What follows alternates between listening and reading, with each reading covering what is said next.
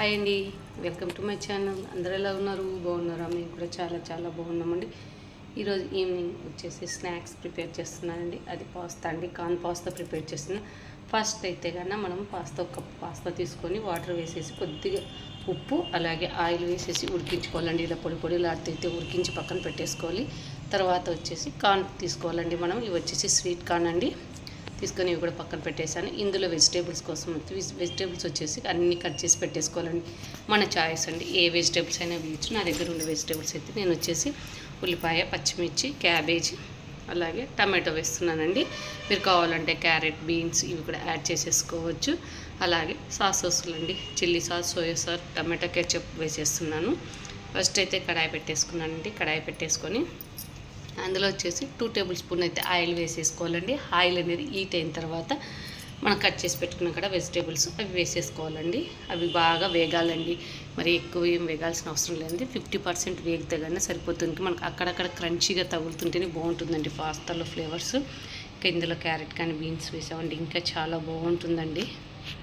అయితే బాగా కలిపేసుకోవాలండి. మనం బాగా వేగా చూడండి, ఈ మాదిరిగా వేగితే సరిపోతుంది. ఇప్పుడు వచ్చేసి టేస్ట్కి సరిపడా సాల్ట్ యాడ్ చేస్తున్నానండి. ఆల్రెడీ పాస్తాలో వేసాను కదా, తగినంత సాల్ట్ అనేది యాడ్ చేసేసుకోవాలి. తర్వాత చిల్లీ పౌడర్ వేసేసాను, అలాగే పసుపు వేసేసానండి. తర్వాత వచ్చేసి కొంచెం గరం మసాలా అండి, 1/2 స్పూన్ గరం మసాలా వేసేసుకొని మసాలాలు అయితే బాగా కలుపుకోవాలండి. అన్నీ మగ్గేలాగా కారం, ఉప్పు, పసుపు, గరం మసాలా వేసాం కదా, వీటిని బాగా కలపాలండి. కలిపిన తర్వాత మనం వచ్చేసి ఇందులోనే వాటర్ యాడ్ చేసేసుకోవాలండి. అది జ్యూసీగా కావడానికి వాటర్ అనేది యాడ్ చేసేసుకోవాలి. కొంచెము ఇది తిక్కుగా అయిపోతుందండి, ఉడికితే మనకి తిక్కుగా అవుతుంది, సాస్ లాగా రెడీ అవుతుందండి.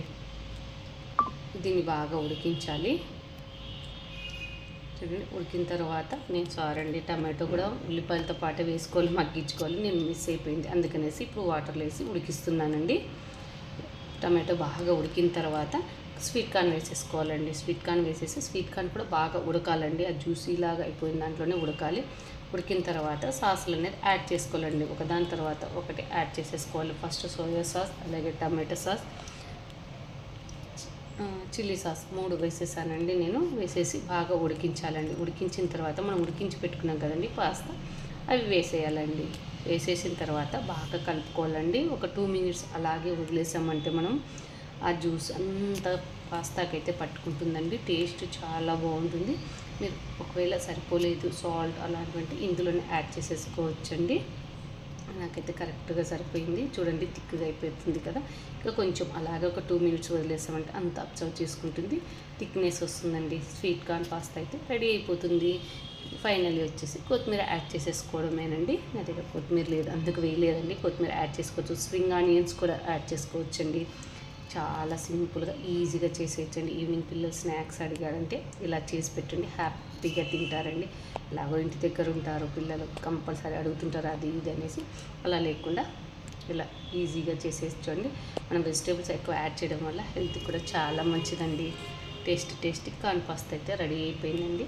అస్సలు 5 నిమిషాల టైం కూడా పట్టదండి, ఫాస్ట్గా చేసేయచ్చు. ఓకేనండి, ఈరోజు వీడియో తీదండి. నచ్చితే కన్నా లైక్ చేయండి, షేర్ చేయండి, కామెంట్ చేయండి ఎలా ఉందో. ఓకే అండి, thank you for watching. Bye అండి.